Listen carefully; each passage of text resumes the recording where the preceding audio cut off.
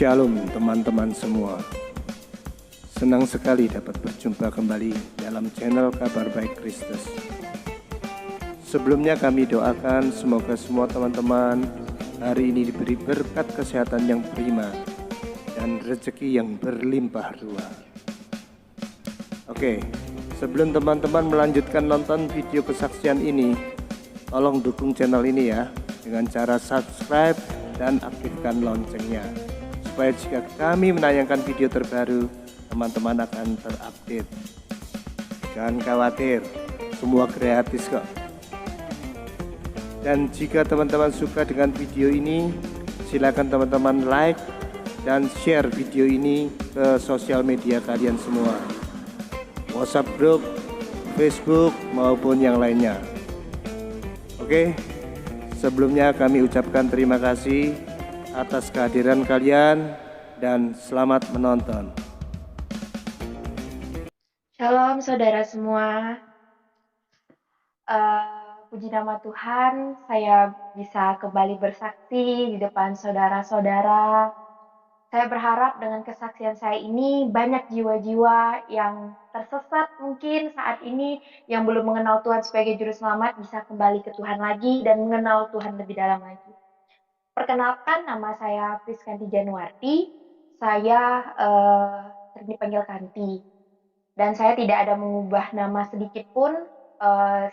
Waktu saya Islam sampai saya dibaptis, saya belum mengubah nama saya karena saya menghargai pemberian nama dari orang tua saya. Saya dulu Islam, saya terlahir dari agama Islam. Orang tua saya sampai detik ini masih beragama Islam.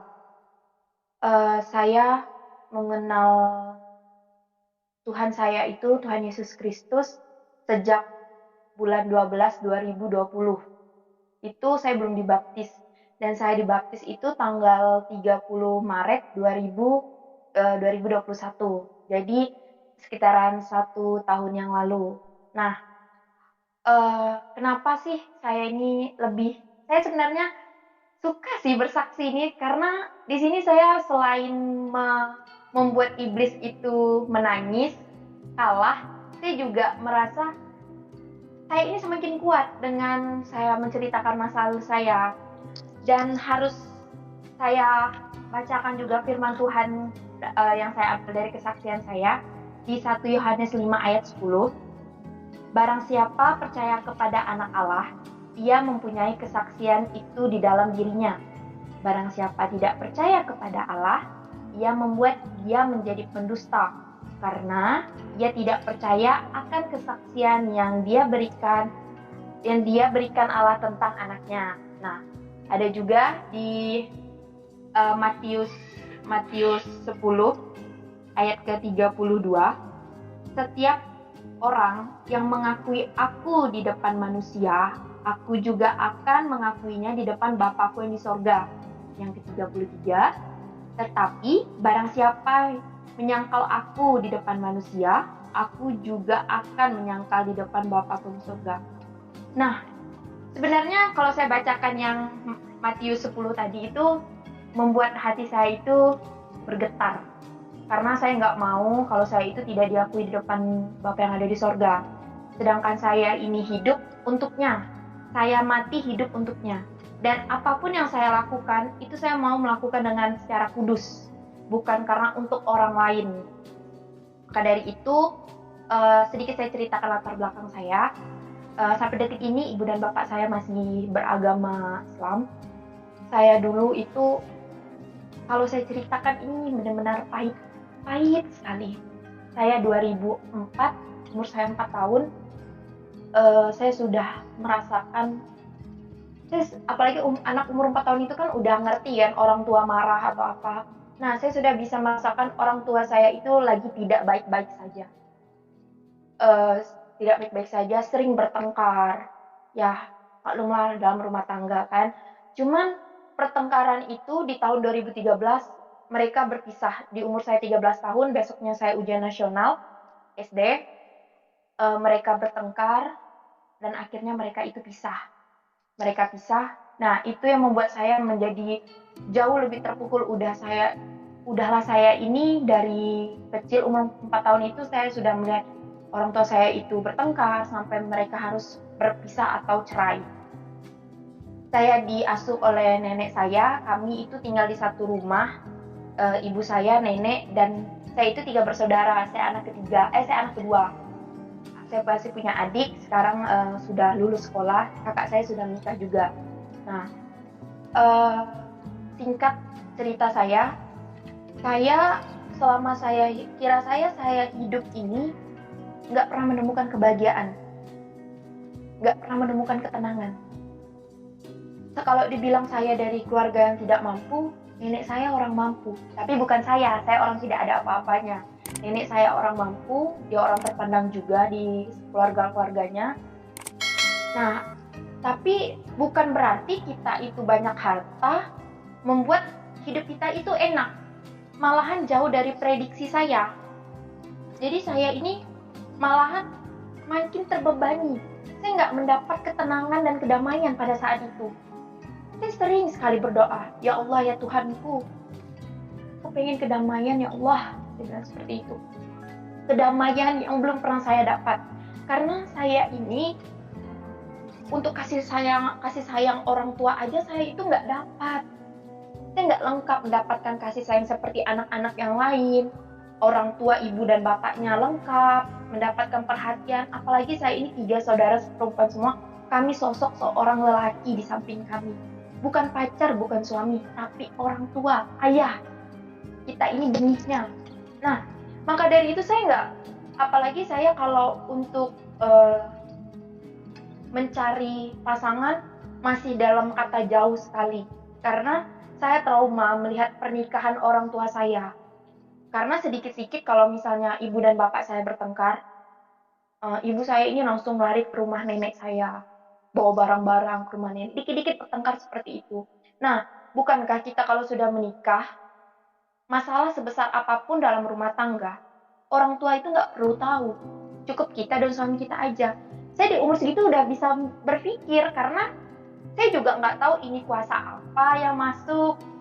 Umur saya masih muda, tapi saya mengakui itu bukan pikiran saya pada saat itu. Kenapa mama ini dikit-dikit kalau lagi sama papa langsung ke rumah nenek, saya mikir gitu. Tapi saya ngikut aja. Saya ngikut mungkin ini yang terbaik. Karena saya juga masih kecil kan, masih butuh makan juga waktu itu. Masih butuh makan dari orang tua, belum bisa cari sendiri. Lalu singkat ceritanya, saya SMA. Nah, di SMA itu apalagi umur 17 jalan 18 itu kan sudah lewat sweet 17 kan, remaja menginjak dewasa. Banyak sekali ujian-ujian yang saya lewati, yang bahkan saya merasa itu berat. Dari ujian sekolah, masalah di sekolah, masalah di rumah, sampai masalah saya sama teman-teman saya. Nah, saya berpikir ya mungkin masalah itu emang harus saya lewati. Kalau saya tidak lewati atau saya lari dari masalah, apa bedanya saya seorang pecundang? Belum lagi tuntutan dari orang tua. Saya dikatakanlah saya ini anak kedua, tapi harapan mereka itu ke saya. Karena ibu saya sering bilang gini, Kanti sama kakaknya dan adiknya yang lebih pintar Kanti. Dia bilang, ya kenapa mama saya bisa bilang gitu? Saya bisa masuk sekolah terfavorit di kota saya. Murni tanpa nyogok sama sekalipun. Saya murni belajar, beda dengan kakak dan adik saya. Nah, bukan berarti kakak saya nggak murni. Kakak saya itu masuk, bisa dikategorikan ya sekolah bagus juga. Adik saya masuk sekolah terfavorit juga, tapi melewati zona. Jadi jarak sekolah ke rumah lebih dekat. Jadi itu yang ditamakan untuk masuk. Jadi mama saya itu melihat saya ini lebih menonjol. Ya wajar sih beliau bilang seperti itu, karena beliau juga yang mengurus saya dari kecil. Saya lebih menonjol katanya, saya lebih pintar. Bukannya saya sombong atau apa, melainkan itu tuh jadi beban untuk saya. Karena orang tua saya malah menyuruh saya, kamu harus seperti ini ya. Padahal saya nggak mau gitu. Ada banyak sekali cobaan-cobaan yang datang. Pada saya nggak bisa sebutin karena cukup banyak sekali, sampai akhirnya saya merasakan cobaan itu tuh datang ketika saya sudah selesai sekolah. Ada satu tuntutan orang tua saya yang nggak bisa saya ceritakan di sini, yang membuat hati ini menjadi, aku nggak bisa, saya tidak bisa, karena itu bukan juga haknya saya. Ya saya tahu, walaupun ya orang-orang di luar sana mungkin menginginkannya, tapi tidak bagi saya. Jadi saya menangis pada saat itu di bulan 12, saya menangis, karena ibu saya menyuruh saya kuliah, tapi saya maunya kerja. Saya menangis. Di saat saya tertidur itu dengan air mata saya masih ada. Sebelum saya tidur saya masih sempat berdoa, ya Allah ya Tuhanku, ampunkanlah dosa-dosa ibuku, kasihilah dia Tuhan, seperti dia mengasihiku di waktu aku kecil. Itu kan membuat saya sering sekali setelah sholat, Allahumma firli wali walidayya warhamhuma kama rabbayani shaghira. Nah, itu saya sering sekali saya ucapkan setelah saya sholat. Walaupun ya bisa dikatakan saya itu kalau untuk mengaji aja kurang, karena semenjak saya hatam Al-Quran itu SD, setelah hatam kan saya nggak ada buka-buka Al-Quran lagi, karena saya sudah terfokus berpikir untuk kedua orang tua saya yang sudah hancur berantakan, dan membuat pikiran saya itu nggak fokus untuk sekolah, untuk mengaji. Sholat itu pun kata orang bisa belang-belang kambing. Nah, saya tidak mendapatkan ketenangan juga pada saat saya mendapatkan cobaan-cobaan itu. Yang saya balik lagi ketika saya tidur itu sambil menangis. Saya nggak tahu kenapa kalau tidur nangis itu enak, adem gitu. Mata saya itu rasanya adem, padahal kalau nangis itu kan panas. Seperti ada orang yang menepuk pundak kanan saya. Saya tahu itu tuh suara laki-laki. Padahal suara itu tuh yang membuat saya itu nyaman. Tapi itu bukan suara papa saya, bukan suara kakek, bukan suara siapapun. Dan suara itu tuh asing. Dan dia berkata, kau berhak menjadi hambaku, dan kau berhak menyembahku. Nah, saya pikir, kok orang ini ngomongnya seperti ini? Bangun dari tidur saya, tiba-tiba sudah pagi. Nah, saya langsung pergi kerja, siap-siap pergi kerja, prepare pergi kerja. Sampai di tempat kerja, saya tanya nih sama dua teman saya. Yang satu yang muslim, yang satu yang non-muslim. Yang sama muslim. Aku tadi malam mimpi ini loh. Dia berkata seperti ini. Terus yang muslim bilang, itu cuma bunga tidur. Dia bilang, mungkin kau kecapean. Tapi mimpinya itu beda. Saya bilang, ya udah, singkat cerita, saya tanya lagi sama yang non muslim nih, aku tadi malam mimpinya ini kan, coba kau langsung ke gereja. Tiba-tiba dia itu langsung nyudutkan ke gereja. Nah, tersontak di hati ini kayak berkata, yuk pergi. Seperti ada dorongan, tarikan buat saya itu ke gereja. Padahal saya nggak mau pada saat itu kan. Cuman hati ini berkata, lebih baik gereja aja kali ya, untuk mendapatkan mungkin di sana ada jawabannya. Tapi karena saya nggak punya waktu untuk ke sana dan saya nggak punya teman juga, teman saya yang satunya itu kami nggak pernah satu shift, nggak pernah sama-sama off juga. Jadi kalau misalnya saya off, dia kerja.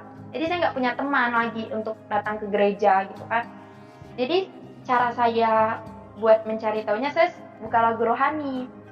Lagu yang pertama kali saya dengar itu judulnya Engkaulah Perisaiku.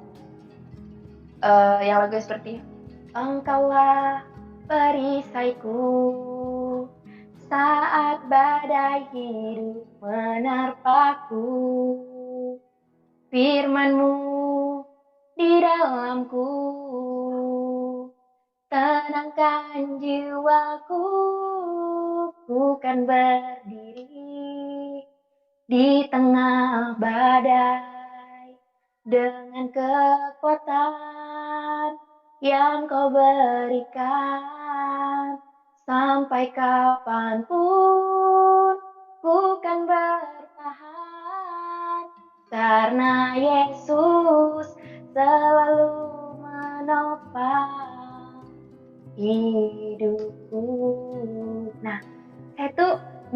kalimat-kalimatnya itu, kenapa Yesus menopang hidup orang-orang Kristen, kenapa ya? Nah, di situ saya bertanya-tanya, apalagi saya ini kan sudah dari dulu didoktrin nggak boleh tahu agama yang lain, karena menurut ibu saya waktu itu ngomong sama saya, agama yang dimuliakan, agama yang dijanjikan masuk surga itu hanya agama Islam. Nah, jembatan Shirathul Mustaqim lah tuh kita bisa menuju surga, dia bilang. Nah, jadi saya itu nggak mau, apalagi saya waktu itu berjilbab, saya nggak mau nih satu helai rambut saya nampak aja. Kata ibu saya itu sama saja saya menyuruh bapak saya atau mengarahkan bapak saya satu langkah ke neraka. Beliau bilang seperti itu. Ya udah, saya menghargai ibu saya nggak mau, masih nggak mau nih, masih berkuat untuk tidak ke gereja, tapi mendengarkan lagu-lagu rohani, apalagi lagu yang tadi saya nyanyikan, itu tuh membuat hati damai sejahtera itu ada. Ini yang saya cari. Masa sih dengan cuman satu lagu saya buat saya damai? Saya masih penasaran, kan ini lagu biasa toh, saya bilang seperti itu. Tapi seiring dengan berjalannya waktu, hati ini nih kayak di lewat gereja itu kayak ada magnet yang menyuruh saya masuk gitu kan. Jadi saya memberanikan diri mengajak satu teman saya tiba-tiba suruh dia, hari ini kamu jangan kerja lah dulu, izin sakit ja, saya bilang gitu kan. Izin sakit ja, kawankan aku ke gereja. Hah? Kok mau ke gereja? Dia bilang kan, mau ngapain? Indah aku takut mamamu marah katanya kan.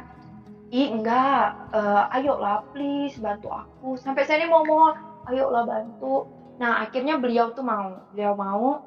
Waktu itu saat itu saya masih pakai jilbab, jadi di samping gereja itu ada toilet umum. Nah ada toilet umum, saya ganti baju di situ, saya minjam baju dia. Pinjam baju ya, saya mau ke gereja kan. Is kamu nih pinjam terus, dia bilang kan. Enggak bang, pakai lah, dia bilang kan. Jadi sama pas masuk ke gereja itu, sebenarnya besar sekali sih pengorbanan saya pada saat itu, karena pertama kali buka jilbab, kayaknya tuh ringan kepala nih, nggak ada yang nyangkut apa-apa gitu kan. Sampai di gereja tuh saya bingung, noleh kiri kanan, ini orang ngapain ya? Oh nyanyi lagu rohani kali ya, pasti lagu rohani lah. Ada yang lagi berdoa, nah itu saya tahu beliau lagi berdoa.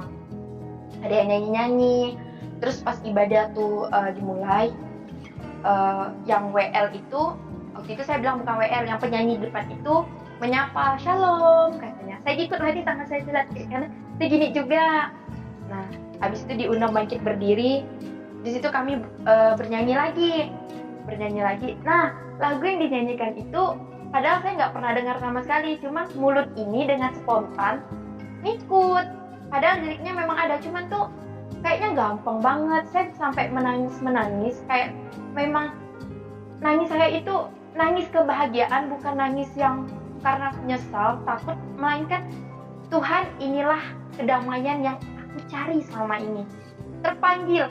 Padahal saat itu saya nggak ada yang mendoktrin saya untuk belajar agama Kristen, nggak ada, atau membuka Alkitab. Saya aja nggak punya Alkitab, Al-Quran aja jarang saya baca. Saya pikir gitu, apalagi Alkitabnya agama lain, saya pikir itu kan.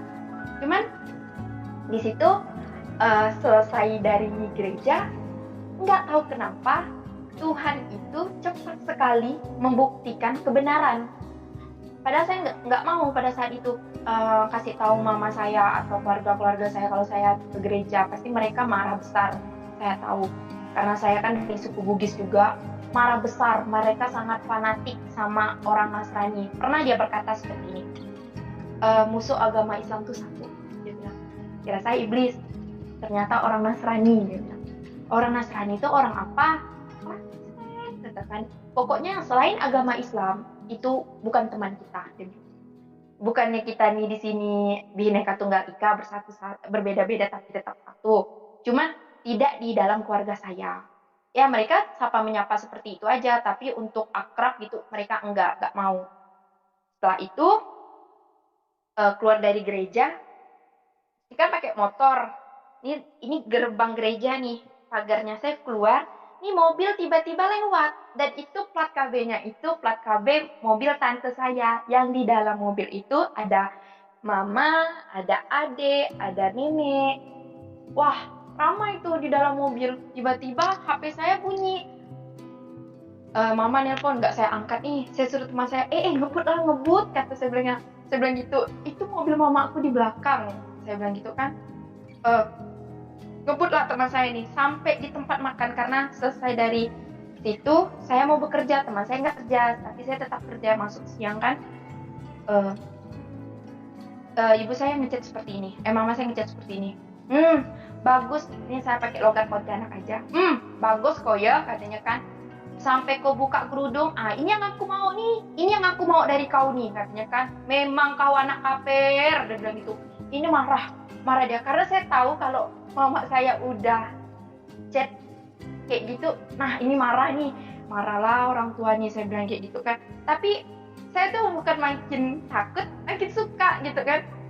Kayaknya tuh nggak ada beban, padahal sebelumnya kan saya kan merasa hidup saya tuh benar-benar pahit gitu kan. Tapi rasanya tuh senang, udah dapat kedamaian gitu kan, rasanya tenang. Masalah-masalah yang di belakang-belakang pun nggak ingat lagi, apalagi masalah sekarang, udah lagi masalah baru gitu kan. Gampang lah bujuk mama nih, nanti jelasin nggak sekian gitu kan. Pulang dari gereja, pulang dari tempat kerja, saya telepon teman saya. Halo, kamu di mana? Mama aku datang ke rumah aku, kata dia bilang. Hah? Benar lah, kata saya bilang. Ya, mama aku datang sama tante kau, kata dia bilang kan. Aduh, berdebar. Nah, lupa saya tadi cerita, sebelum saya keluar dari gereja itu, saya ada ketemu sama satu ibu rohani saya. Nah, dia yang menyuruh saya ikut DC itu kumpulan orang-orang Kristen yang untuk bersekutu, untuk bersatu, untuk saling menguatkan. Kami biasa di situ setiap hari Jumat. Pada saat itu saya juga dipertemukan sama ibu gembala. Nah, ibu gembala itu tanya latar belakang saya. Terus sudah sedikit latar belakang saya ceritakan, dia langsung mendoakan, ditopang doa di atas kepala saya. Dan saya ingat doanya seperti ini. Yang terakhir saja sih saya ingat, tutup bungkus anakmu Tuhan dengan darah Yesus. Nah, saya mikir, lah kok darah Yesus? Saya bilang gitu kan. Nah, lanjut lagi ceritanya. Pulang dari tempat kerja, saya langsung ke rumah teman saya nih. Saya langsung telepon ibu rohani saya. Ibu, ini saya yang tadi di gereja. Bu, ini mama saya ada di rumah teman saya yang tadi. Kayaknya dia mau marah-marah, Bu. Nah, di situ saya takut, gempar kan, karena kalau mama saya marah itu jarang kok di rumah orang, pasti di rumah. Nah, kalau udah sampai ke rumah orang, saya jadi takut. Tapi di situ ibu rohani bilang gini, jangan takut, Tuhan yang menolongmu nak, jangan takut, kita berdoa sama-sama ya. Nah, saya di jalan ini saya berdoa, tapi doa saya itu bisa dikatakan enggak sebagus doa yang ibu ini. Saya cuma berkata seperti ini sama Tuhan. Tuhan, jika ini jalan yang benar, kasih satu pertanda Tuhan. Kalau memang jalan yang saya pilih ini jalan yang benar, jangan Engkau keluarkan air mata saya ketika saya nanti ketemu sama ibu saya. Tapi jika jalan yang saya pilih ini jalan yang salah, keluarkanlah air mata ini Tuhan. Karena saya kalau melihat ibu saya menangis, saya pasti ikut menangis. Pada saat sampai di sana, standar motor, saya langsung masuk. Permisi, kan teman saya kan bukan Islam, jadi saya bilang permisi. Mama saya ini udah nangis, mukanya merah, dan saya lihat tangisan itu tuh bukan tangisan biasa, tangisan yang pertama kali dia keluarkan untuk papa saya ketika sudah berpisah. Nah, kelihatan lagi nih tangisan itu. Jujur hati saya terpukul sekali melihat tangisan itu tuh benar-benar terpukul, karena saya nggak pernah buat ibu saya tuh nangis kayak gitu. Jadi saya itu nggak bisa nangis. Kok mata ini nggak nangis? Saya mikir gitu kan. Nah, tante saya langsung bilang, kenapa kamu pakai jilbab? Dia bilang, ya tante, tadi ganti kerja. Kan di tempat kerja kamu ada itu katanya, ada toilet. Bukalah jilbabnya di toilet katanya. Saya diam aja nih. Tahu kan maksud tante kesini ngapa katanya kan? Ya tahu, saya tahu pasti dia mau usir kan? Ya keluar dari rumah kan. Nah tahu, angkut baju-baju kamu sekarang di rumah nenek, kamu keluar katanya. malam ini juga. Ya udah, dengan hati yang kuat, ini nih kayak oke, saya keluar sampai di motor tuh nggak nangis sama sekali, malahan kayaknya tuh kayak bebas dari penjara. Kalau keluar dari rumah itu tuh kayak bebas dari penjara, kayak senang gitu kan. Sampai akhirnya pada saat saya keluar, saya baru menangis. Di situ saya baru menangis, seperti ada tangan yang memegang tangan saya seperti gini. Nah, seperti ini. Kayak narik saya keluar, dan di situ tuh saya tenang. Tiba-tiba tangan itu tuh lepas. Nah, tangan saya pun secara spontan juga melepas.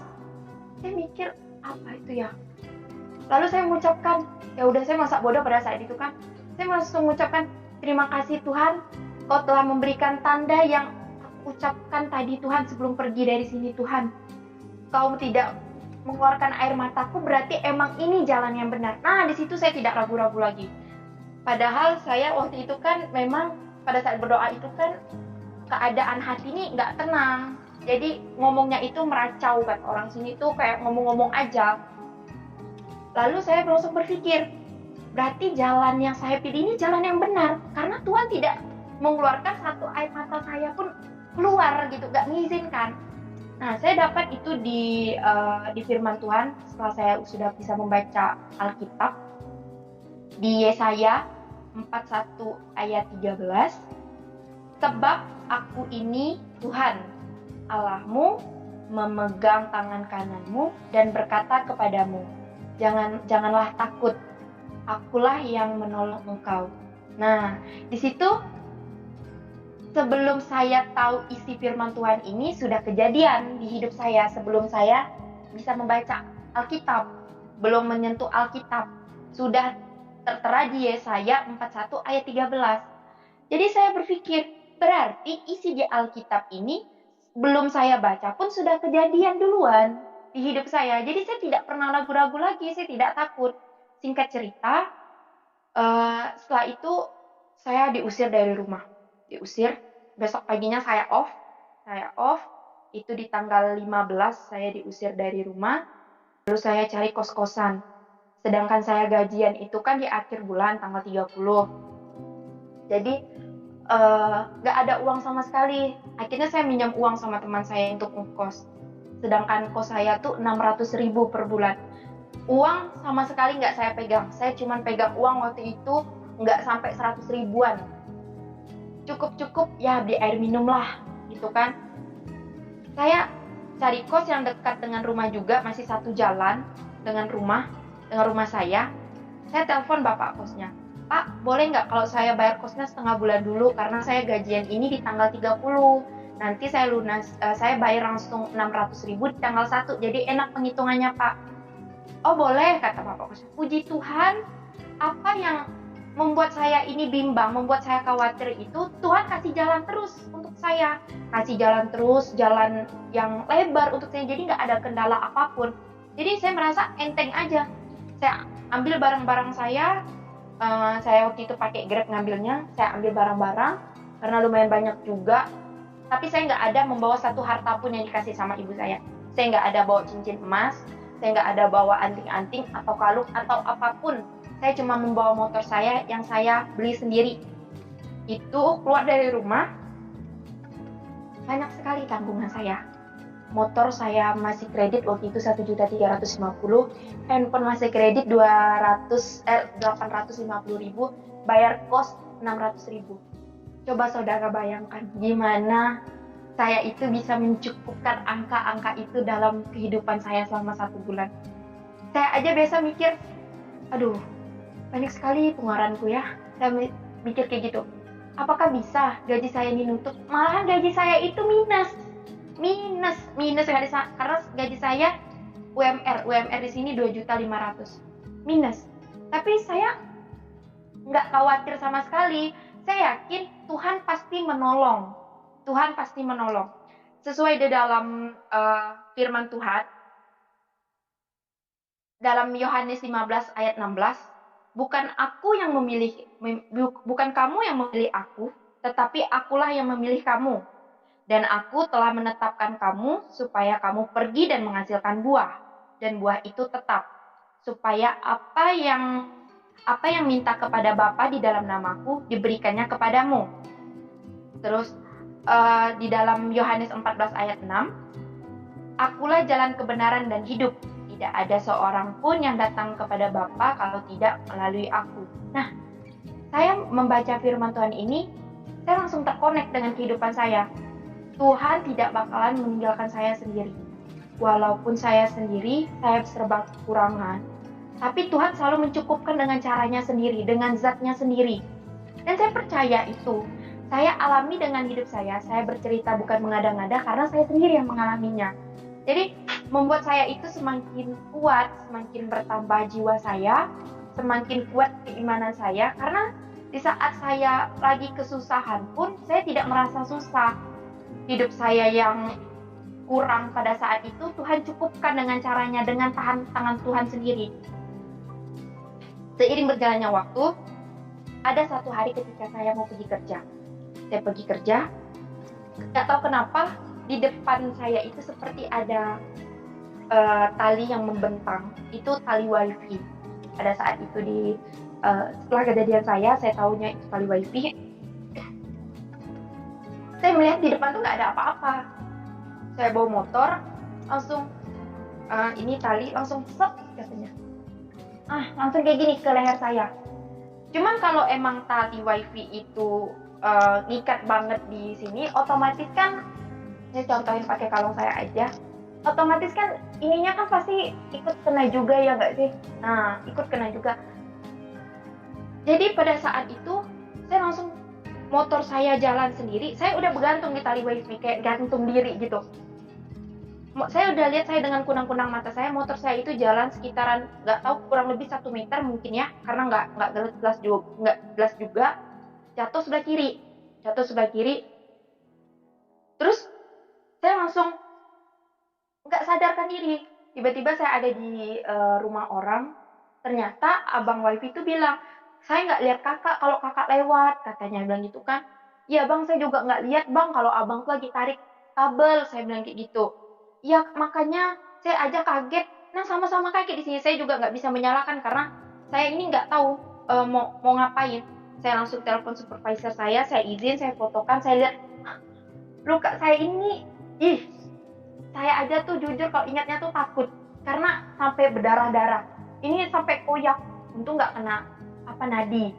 Tapi yang tengah ini nggak luka, kayak ada jari, kayak ada tangan yang menopang di sini, kayak melindungi. Karena kalau saya praktekin sekarang, kalau kita tekan ini kan sakit ya, tapi mungkin tangan Tuhan, udah pasti itu tangan Tuhan yang menopang, tangan Tuhan yang melindungi. Dia nggak mau anak kesayangannya ini, anak yang baru dipilihnya ini, kenapa?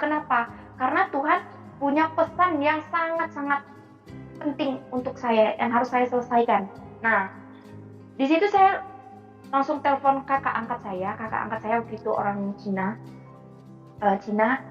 Saya telepon, tolong ke mana? Ke kos, soalnya Kandi abis kecelakaan. Saya nggak cerita ini, soalnya nggak bisa ngomong. Saya langsung diantar sama tukang wifi itu. Untung tukang wifi itu jujur ya.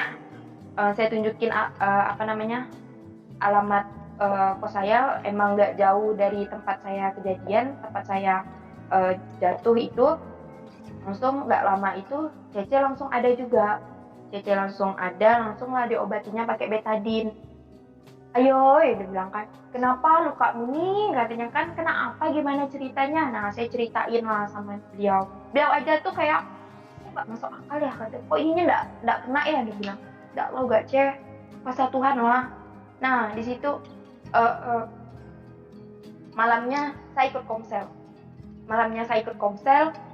Nah, dapat nih hadiah dari ibu rohani saya, Alkitab. Setelah saya pulang komsel, Kanti, ibu mau kasih kamu hadiah, katanya. Kira saya hadiah apa kan? Rupanya Alkitab. Nah, ini nih, kalau menurut saya, Alkitab yang diberikan sama beliau itu lebih dari uang, lebih dari segala-galanya. Karena emang ini yang mau saya baca. Emang ini yang saya penasaran isi dalam ini nih apa. karena saya lihat seperti kamus gitu kan kalau saya lihat sekilas. Jadi pulang dari Komsel, malamnya itu pulang dari Komsel, luka ini nih makin tambah panas, kayak ada korek api yang membakar di sininya, kayak dikelilingi korek api gitu, panas. Jadi saya tuh nangis, apalagi saya nggak bisa ngadu ke siapa-siapa, ke teman aja saya nggak mau mengadu gitu, karena saya merasa ini aku harus hidup mandiri, harus hidup sendiri. Apalagi saya belum menikah atau apapun, saya masih sendiri juga, jadi semuanya itu serba sendiri. Jadi saya berpikir, oh ya udah deh, coba aku baca Alkitab aja. Saya baca Alkitab, lalu setelah saya baca Alkitab sedikit, luka saya ini makin tambah panas. Ya udah, saya tutup Alkitabnya, saya langsung pergi keluar sambil kipas-kipas. Nah, udah mulai agak dingin, saya tidur. Besoknya saya kerja. Nah, ada satu anak di tempat kerja saya itu, dia anak baru. Kan saya kan off waktu itu kan. Ada anak baru. Tiba-tiba anak baru itu nyamperin saya. Tapi teman-teman saya ini udah berdiri di sekeliling-keliling saya ini. Nanyain kenapa gini-gini bisa kejadiannya. Soalnya katanya dari supervisor bilang cuman kecelakaan, nggak tahu cerita kronologisnya gimana, dia bilang.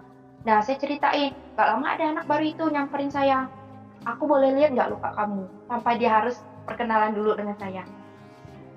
Boleh kak? Nah, saya liatin. Nah, tiba-tiba nangis.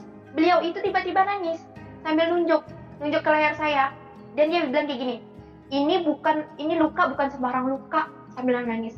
Ini luka karena pekerjaan keluarga kamu, dan saat ini keluarga kamu sedang bekerja, dia bilang. Terus itu kesontak di hati saya langsung, di otak saya juga connect. Oh, jangan-jangan ini diguna-guna sama nenek, sama mama. Karena keluarga saya itu, kalau saya boleh jujur, mereka masih percaya dengan hal-hal yang mistis.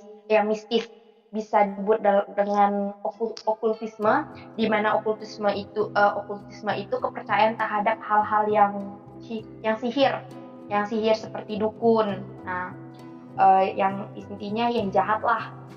Jadi di situ saya langsung berpikir seperti ini. Kok bisa nenek ini kayak gini ya? Tapi saya masih nggak mau berprasangka, langsung mau nelpon atau marah-marah, saya nggak mau, karena kalau dalam Islam bilang tuh takut seuzon. Nah, lalu pulang dari tempat kerja, ini luka ini makin tambah panas ya. Jadi saya kipas-kipas terus nih, saya langsung baca Alkitab lagi, karena saya takut nih omongan kakak-kakak yang tadi ini bilang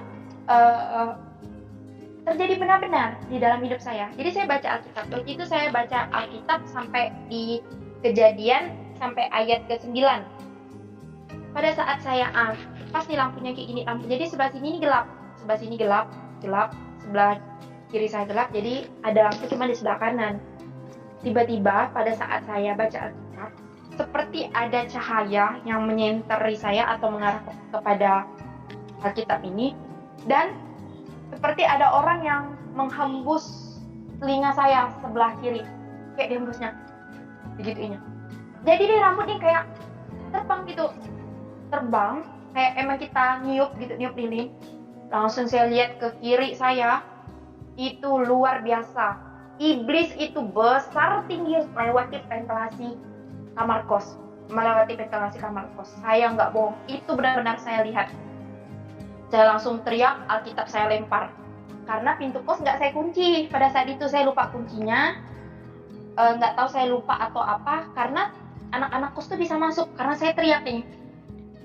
Masuk, saya udah garu-garu kepala, saya udah nutup mata, takut, karena emang takut. Mereka langsung hidupin lampu kamar kos tuh, karena saya itu bacanya itu kan agak ke belakang, ada dapurnya juga, kos tuh ada dapurnya juga. Dia langsung dihidupinnya. Kamu kenapa? Katanya kan. Teman-teman kos tuh langsung masuk. Dia lihat Alkitab tuh berdiri, kayak ada orang yang megang Alkitab ini, berdiri aja gitu, kayak ada megang. Jadi teman saya langsung ngambil, dalam nama Yesus, katanya, dalam nama Yesus. Saya itu sempat terdengar telinga saya, langsung dia mendoakan saya. nggak tahu dia mendoakan saya dengan cara beliau seperti apa, saya juga nggak tahu. Jadi hati ini jadi jauh lebih tenang. Pas saya membuka mata, saya ngeliat tuh sosok itu tuh masih ada, sosok roh jahat itu masih ada. Dia berwarna hitam besar tinggi. Di situ saya nggak mau masuk ke kamar, saya tidur di kamar sebelah. Besoknya saya telepon ibu rohani saya. Sebenarnya malam itu udah saya telepon, cuman beliau nggak angkat karena beliau sudah tidur. Kejadiannya itu jam 12 malam, jam 12 lewatan gitu lah. Saya telepon beliau paginya. Kenapa Kanti? Saya ceritain yang tadi malam apa yang saya lihat itu. Saya ceritain. Datanglah tim pendoa dari gereja untuk mendoakan kamar itu. Lebih pastinya dikuduskan kamarnya. Jadi pada saat dia mendoakan kamar itu, udah diurapinya juga dengan minyak kudus, kata ibu rohani saya waktu itu. Lalu minyak urapan di pintu-pintunya sampai kamar mandi, sampai dapur-dapurnya juga. Terus beliau bilang, kamu tanggal 30 kamu baptis ya, katanya. Nah, padahal kalau saudara dengar lagi cerita saya kan keluar tanggal 15 Maret, tapi saya baptis tanggal 30 Maret. Jadi nggak sampai 1 bulan, setengah bulan aja saya sudah dibaptis gitu. Saya belum ikut kelas baptis juga atau FC 1 dalam gereja saya namanya FC 1, baru saya dibaptis. Nah, pada saat hari itu tanggal 30 jam 1 saya ikut kelas baptis. Sorenya saya langsung baptis. Ketika baptis, mujizat Tuhan terjadi lagi di dalam hidup saya. Luka yang tadi ini belum kering ini, tiba-tiba ngelupas malamnya. Ngelupas, ngelotek, luka tuh udah kering, udah lama keringnya, padahal luka itu cukup dalam, apalagi kulit leher ini kan lembut dibanding kulit tangan, dia lebih lembut, lebih tipis juga. Nah, terus lukanya ini dalam, tiba-tiba itu cepat banget keringnya setelah saya dibaptis. Nah, setelah saya dibaptis itu, lukanya itu langsung kering, saya langsung bingung, kok cepat banget, saya mikir gitu. Nah, mungkin Pak Bomo bisa buka foto baptis saya, itu saya baptis cuma berdua sama orang. Nah, itu foto baptis saya, yang di sebelah kiri saya itu ada Ibu Emma, Bu Rahma atau dibilang sering dipanggil Emma. Nah, sebelah sana itu ibu rohani saya yang menuntun saya, yang mengajarkan saya membaca Alkitab juga. Singkat cerita, malamnya itu kan langsung ngelotek ya. Nah, saya bingung kenapa ini langsung ngelotek. Nah, saya percaya itu kuasa air baptis, kuasa Roh Kudus, kuasa Tuhan Yesus yang membuat luka ini karena katanya kan bukan luka sembarang luka, kata teman saya yang tadi itu, yang anak baru itu, bukan luka sembarang luka, tapi lukanya itu hilang. Besoknya saya kerja, anak perempuan yang bilang luka saya bukan luka sembarang luka itu nggak masuk kerja, dia nggak masuk kerja,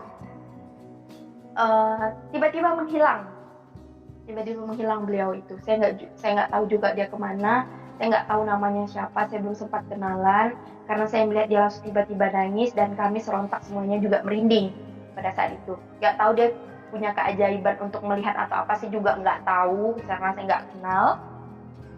Lalu beberapa hari kemudian ada adik saya datang. Adik saya, emang saya sama adik saya itu sangat dekat. Nah, di situ adik saya itu ngomong soal nenek saya yang bersangkutan dengan dukun. Kanti, katanya, nenek sama mama tuh kemarin ada bawa kau ke dukun. Nah, gimana caranya? Saya bilang gitu kan. Nama kau ditulisnya, terus foto tangan kau, katanya kan, foto kau diserahkannya ke dukun. Waktu itu ada 2 orang, bukan dukun sih, saya lebih ke bilang orang pintar, bawa ke 2 orang pintar ini, satu syekh dan satu loya. Loya itu yang biasa dipercaya oleh orang-orang Tionghoa, orang-orang Cina. Yang dukun bilang ini, kita tidak bisa mengambil kanti kembali. Bisa pun kita ambil, dia bakalan balik lagi. Dia bilang seperti itu. Dan keterangan yang loya juga demikian. Kita, dia ngomong pakai bahasa Cina, jadi yang bisa translatekan bahasa Cina itu ada mertuanya kakak saya. Nah, ditranslatekannya ke bahasa Indonesia. Jadi Loya itu bilang, dia juga ini anak ini nggak bisa kita ambil karena ada kuasa yang besar yang melindungi dia, yang membentengi dia, katanya kan. Ada kuasa besar dan kuasa itu saya nggak mampu, katanya. Saya nggak mampu, saya nggak kuat. Nah, di situ dia mengakui kalau dia nggak mampu dan nggak kuat. Dia sebutin, mungkin nenek saya nanya pada saat itu ciri-cirinya seperti apa. Dia bilang itu seorang laki-laki. Laki-laki, dia membawa tongkat, dia bilang kayak gitu. Dia membawa tongkat. Nah, saya kan pernah nonton film sejarahnya Yesus Kristus mati di kayu salib. Beliau juga membawa tongkat kan, ketemu sama murid-muridnya. Ada membawa, bukan pasti kayak kayu gitu. Nah, dia bilang dia membawa tongkat. Apa yang diomongkan sama adik saya itu, penafsirannya itu sama dengan apa yang saya lihat di kayu salib. Sama persis. Gambaran Yesus Kristus sama persis pada saat itu. Di situ saya langsung tersontak berpikir seperti ini. Kuasa yang besar. Langsung saya baca Alkitab pada saat itu. Saya dapat di Yohanes 10 ayat 28. Dan aku memberikan hidup yang kekal kepada mereka dan mereka pasti tidak akan binasa sampai selama-lamanya. Dan seorang pun tidak akan merebut mereka dari tanganku. Berarti apa yang diungkapkan oleh firman Tuhan ini, apa yang diungkapkan oleh Tuhan melewati firman Tuhannya, itu sudah terjadi. Sebelum saya membaca Alkitab pun itu sudah terjadi dalam hidup saya. Sungguh luar biasa, saya bilang gitu. Jadi secara tidak langsung saya juga ada menginjilin adik saya sedikit. Nih, di dalam Alkitab ada ini nih, saya bilang seperti itu. Nah, adik saya cuma responnya kayak bingung, nggak tahu dia bingung atau masa bodoh, saya juga nggak tahu. Lalu singkat ceritanya, setelah menerima Yesus, saya itu benci sama keluarga saya. Karena apa yang diperkatakan oleh anak baru itu yang tiba-tiba ngilang itu tadi, kepada saya itu benar. Itu benar. Sampai adik saya menerangkannya lagi, memperjelaskannya lagi. Berarti itu benar. Membuat saya itu benar-benar, benci sekali saya sama keluarga saya. Cuman, saya membaca firman Tuhan, karena kita tidak boleh memusuhi, kita saling mengasihi. Itu yang diajarkan Tuhan kepada kita. Itu masuk ke dalam Matius 5 ayat 44. Tetapi aku berkata kepadamu, kasihilah musuhmu dan berdoalah bagi mereka yang menganiaya kamu. Di Matius 6 ayat 14-15. Karena jikalau kamu mengampuni kesalahan orang, Bapamu yang ada di sorga akan mengampuni kamu juga. Tetapi jikalau kamu tidak mengampuni orang, Bapamu juga tidak akan mengampuni kesalahanmu. Ini saya langsung mikir, jangan sampai Tuhan gak mengampuni kesalahan saya. Sedangkan saya hidup dan mati saya untuk Dia. Bagaimana saya mau melayani Tuhan kalau saya itu masih dalam hidup yang merasa berdosa terus, merasa saya nggak mengakui kesalahan saya. Saya coba maafkan, saya coba kasihi nenek saya dan ibu saya itu. Dia nggak apa-apa kalau beliau mau dukunin saya. Kalau emang saya harus mati, sampai mati di tangan dukun itu, di tangan orang pintar itu, saya percaya saya mati hanya di tangan Yesus. Saya mati sudah mengenal Yesus Kristus dan nama saya sudah terdaftar di sorga. Jadi saya tidak takut juga. Tapi Tuhan punya rencana yang lain. Saya tetap hidup sampai saat ini. Setelah itu, singkat cerita lagi, seiring berjalannya waktu, apalagi saya ini kan masih belum nikah, tidak ada yang menanggung saya juga, dan saya tidak pernah mengemis-ngemis sama orang lain atau minjam uang sama orang lain. Saya nggak mau, karena saya memang menghindar dari hutang-hutang juga. Saya takut, apalagi saya hidup ini seorang diri perempuan, hidup di kota yang cukup besar.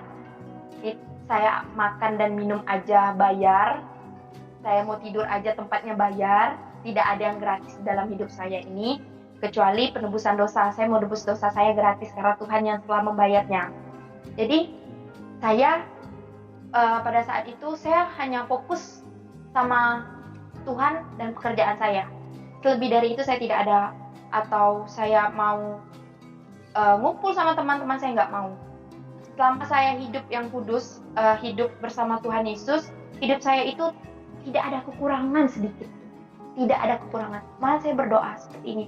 Tuhan, saya ingin keluarga saya itu menerima saya, Tuhan. Kalau memang hatinya belum terjamah, tapi bukakanlah hatinya Tuhan untuk bisa menerima saya. Karena bakalan saya yang akan membukakan hati mereka akan jalan kebenaran itu. Saya akan menyampaikan firman-firman-Mu kepada mereka. Kalau jalan kebenaran dan hidup hanya di dalam tangan.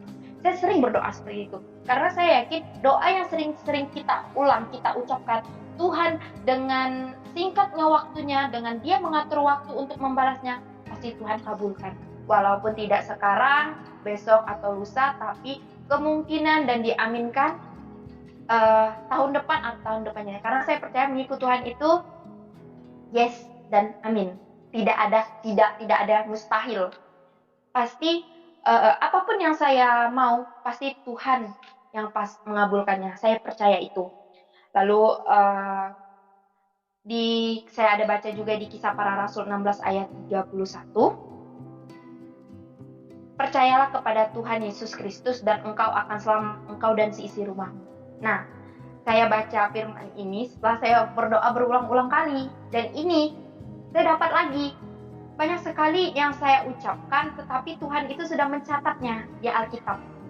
Tuhan sudah mencatatnya walaupun saya belum membacanya pada saat itu. Tapi Tuhan sudah catat. Nah, situlah kuasa Tuhan yang membuat saya itu jauh lebih yakin Tuhan itu hidup.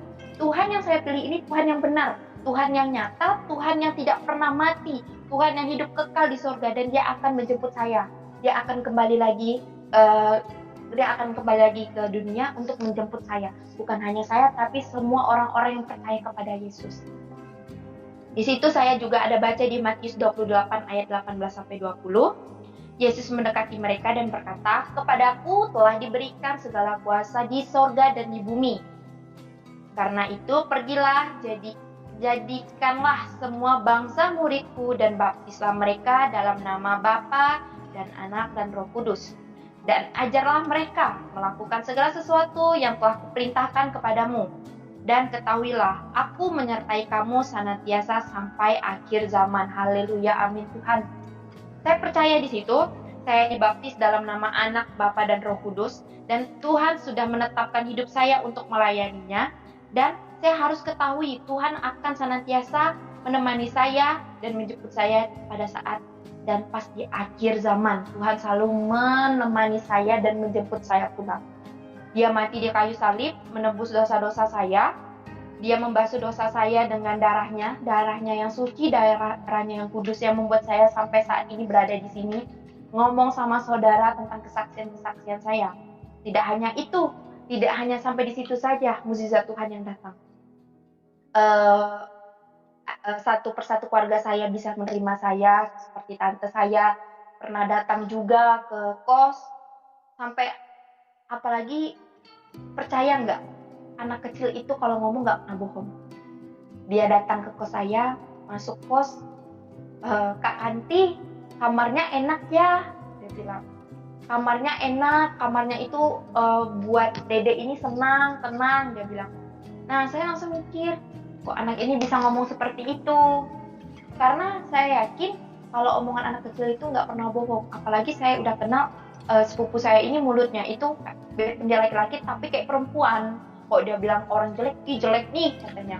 Tapi kalau dia bilang nyaman atau apapun yang positif, pasti itu benar dari perkataannya. Nah, karena saya ingat kamar saya pernah diurapi, pernah dikuduskan pada saat kejadian saya waktu itu kan oleh tim pendoa dari gereja. Saya percaya Tuhan saya itu ada di kos.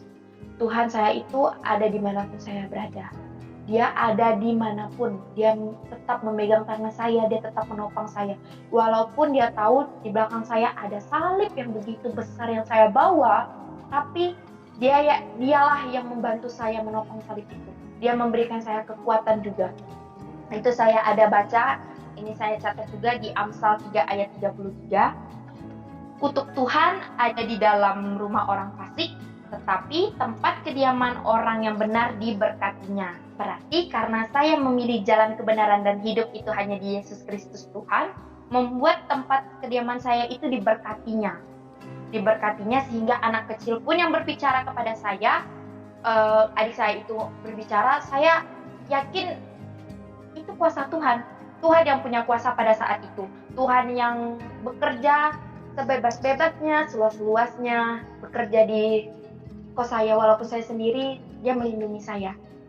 Karena di sini saya merasa jauh lebih yakin lagi, walaupun saya sudah kehilangan ibu dan bapak saya tidak pernah tawar hati, takut untuk mengikut Tuhan, walaupun saya harus kehilangan seluruh keluarga saya nggak pernah takut. Karena di situ di Mazmur 37 ayat 5 sampai 6, serahkanlah hidupmu kepada Tuhan dan percayalah kepadanya, dan Ia akan bertindak. Ia akan memunculkan kebenaranmu seperti terang dan hakmu seperti siang. Hak saya untuk hidup. Hak saya untuk hidup, hak saya untuk melayani Tuhan. Maka dikasihnya siang di hidup saya. Saya nggak pernah merasakan kesepian. Saya tidak merasakan sendirian. Saya tidak merasakan apapun yang membuat diri saya ini, padahal saya ini sendiri. Apalagi pada waktu itu malam takbiran, saya merasakan, apalagi saya ini dekat sama orang tua saya itu, sama mama itu kayak pinang dibelah dua. Sampai orang-orang tuh bilang, Kanti sama mamanya itu dekat sekali. Kami tidur aja berdua, karena mama kan sama papa kan udah pisah. Adik saya tidur sama kakak saya tidur sama mama saya, satu tempat tidur. Apalagi kalau sebelum tidur dia suka ngus-ngus kepala saya. Sebenarnya saya kalau cerai mau nangis, cuman Tuhan itu nggak mengizinkan air mata saya jatuh. Karena Tuhan bilang, walaupun saya ditinggalkan kedua orang tua saya, tapi Tuhan yang menyambut saya. Jadi saya nggak mau nangis, saya nangis hanya untuk Tuhan. Saya nggak mau nangis hanya untuk orang tua saya, karena bukan orang tua saya yang menyelamatkan kehidupan saya. Keselamatan hidup saya hanya ada di Yesus Kristus. Yesus Kristuslah jalan kebenaran dan hidup, jalan yang terang. Sudah cukup saya berada di lembah kegelapan yang membuat saya itu tidak tenang, dan sekarang saya sudah berada di daratan, di udara dengan suasana yang nyaman, yang damai sejahtera dalam hidup saya. Saya bisa di sini berbicara, saya bisa melakukan apapun yang saya mau atas kehendak Tuhan. Saya tidak merasa kekurangan, apapun yang saya kurang dicukupkan sama Tuhan, yang sulit dipermudahkan sama Tuhan, yang tidak ada diadakan sama Tuhan. Tuhan melengkapi hidup saya secara tidak langsung. Karena saya percaya Tuhan itu dialah Bapakku. Dia Bapakku. Di sini saya ada baca di waktu itu pendeta ada, pada saat ibadah saya ada catat beberapa poin yang pendeta bilang.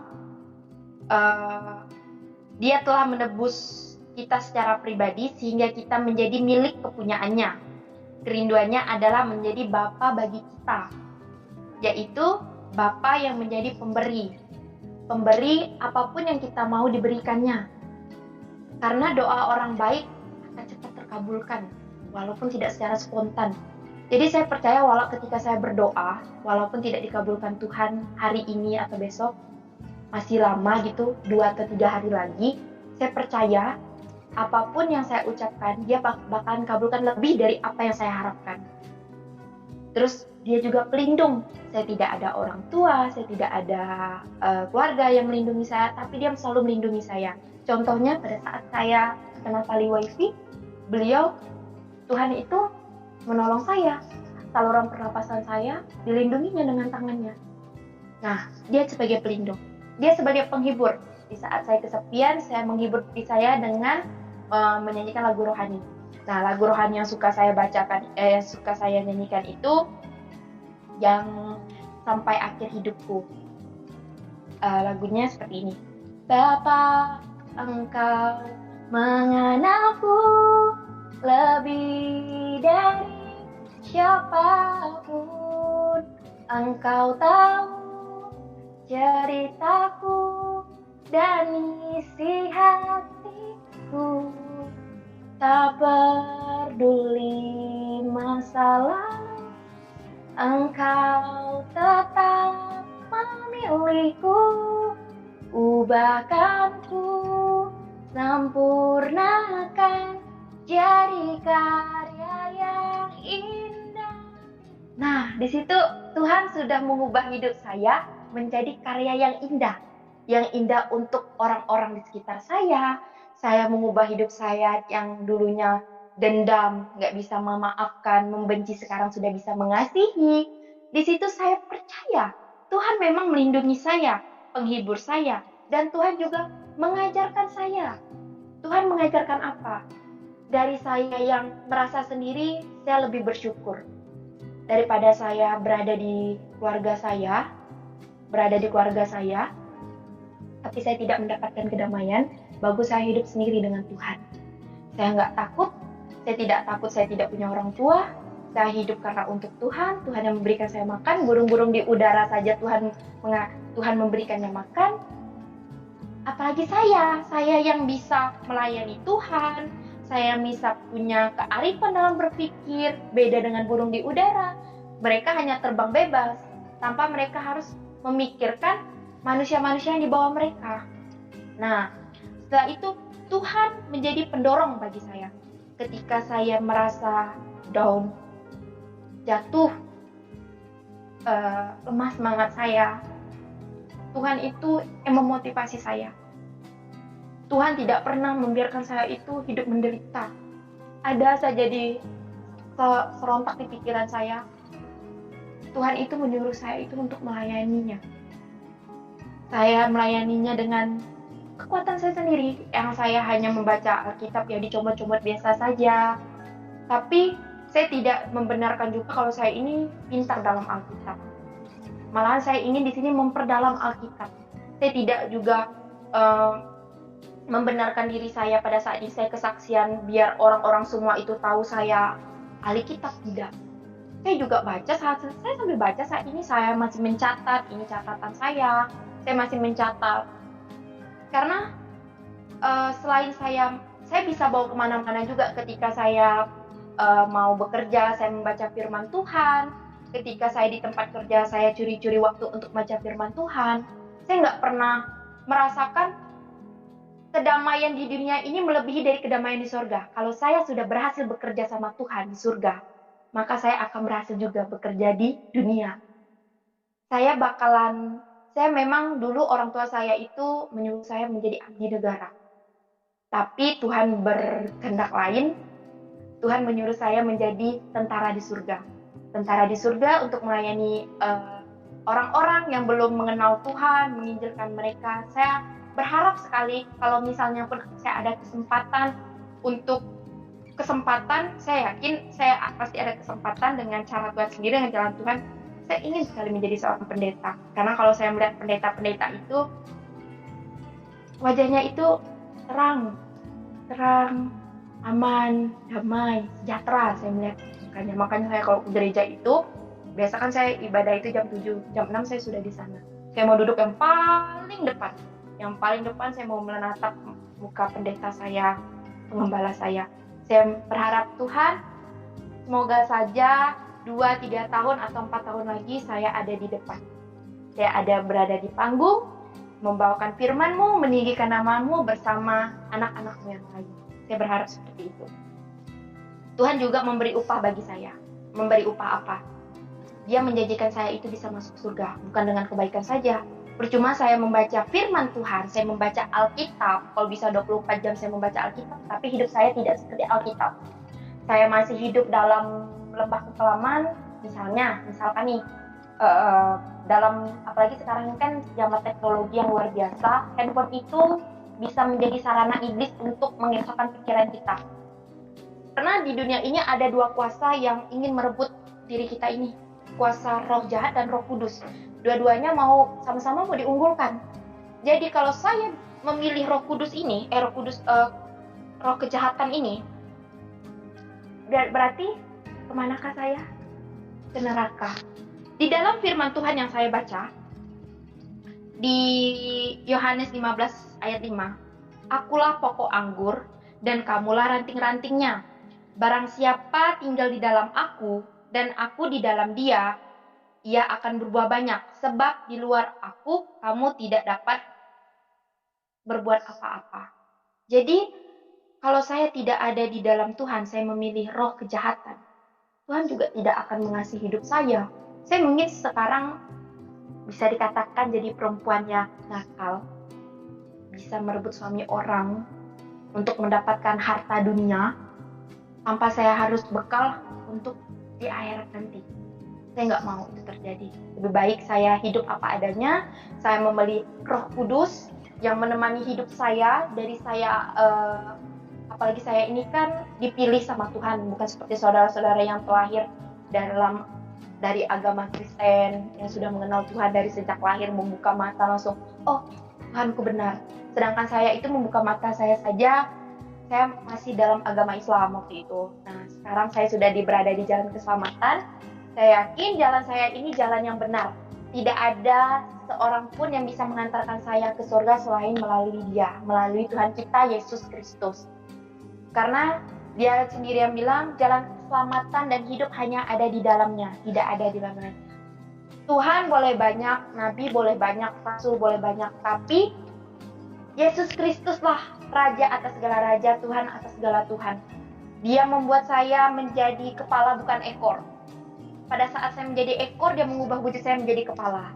Saya bisa memandang semua orang yang membutuhkan pertolongan saya dengan kekuatan saya sendiri. Ya, memang saya bukan seorang yang kaya, tapi lebih baik saya kaya iman, kaya pemikiran tentang firman Tuhan daripada saya kaya harta. Karena kalau saya sudah kaya dalam iman, dalam firman Tuhan, saya sudah mendalami, saya yakin Tuhan pasti membantu saya. Memang Tuhan memberikan saya itu lama sekali prosesnya.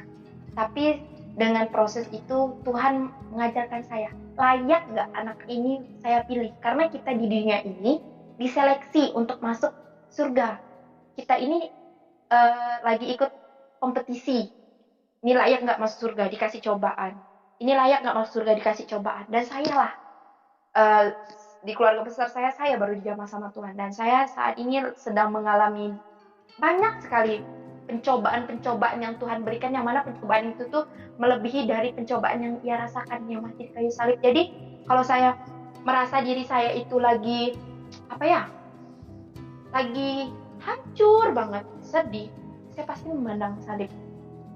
Di situ saya suka nyanyi, karena salibmu ku hidup. Nah, saya suka dengar lagu itu. Jadi saya kalau di kamar mandi saya nyanyi, apalagi bangun tidur buka mata saya langsung saya memandang salib, mengucap syukur di pagi hari. Saya mengucap syukur, terima kasih Tuhan saya bisa menghirup napas yang gratis ini. Karena kalau saya masuk rumah sakit oksigen saya mahal.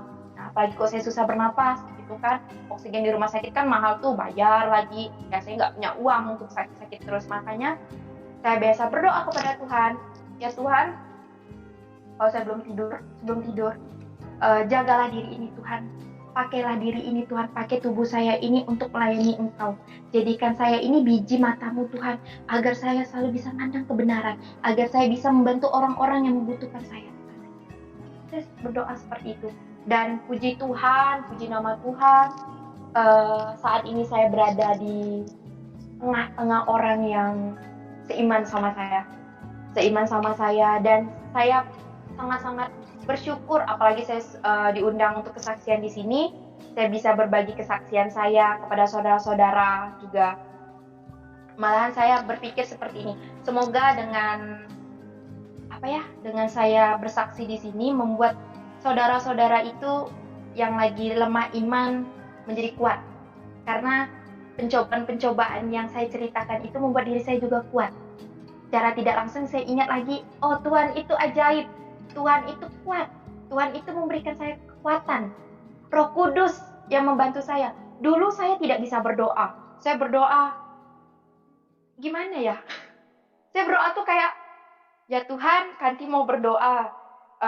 Semoga Kanti besok baik-baik saja Tuhan. Seperti itu. Bukan saya doakan orang-orang di sekitar saya dulu. Saya mendoakan diri saya. Padahal kalau kita berdoa itu, kita doakan dulu yang dari atas. Seperti presiden. Karena kalau kita berdoa itulah salah satu komunikasi kita terhadap Tuhan. Kita berdoa itu kita lakukan secara sadar. Kita langsung berinteraksi langsung sama Tuhan. Tuhan juga mengharapkan doa kita. Apalagi dengan kita puasa. Saya aja masih belajar puasa. Saya pengen sekali puasa Ester yang 3 hari 3 malam. Karena saya puasa Ester nanti saya berniat kiranya Tuhan nanti akan memberikan jalan saya untuk menjadi seorang pendeta. Jadi saya pengen sekali nanti belajar puasa juga, agar saya bisa menjadi seorang pendeta. Saya juga bisa mengenal lebih dalam saya mengenal Tuhan. Waktu lagu yang pertama kali saya dengar pada saat saya baptis itu, saya suka dengar lagu ini. Judulnya, bentar ya, Sungguh Indah. Sungguh Indah. Jadi lagu ini saya langsung rapnya aja.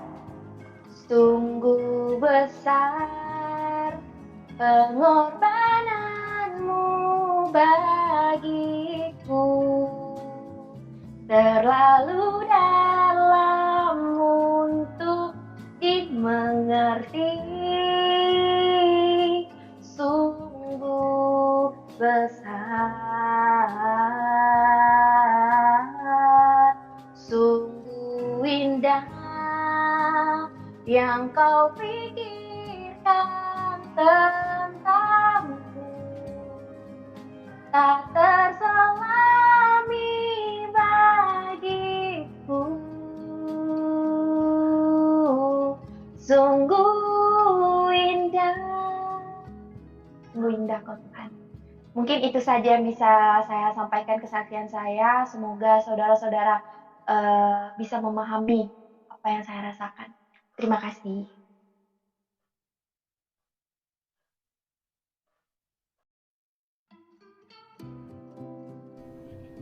Oke teman-teman semua, sampai di sini video kita kali ini. Sampai ketemu di video yang akan datang. Tuhan Yesus memberkati kita semua. Amin.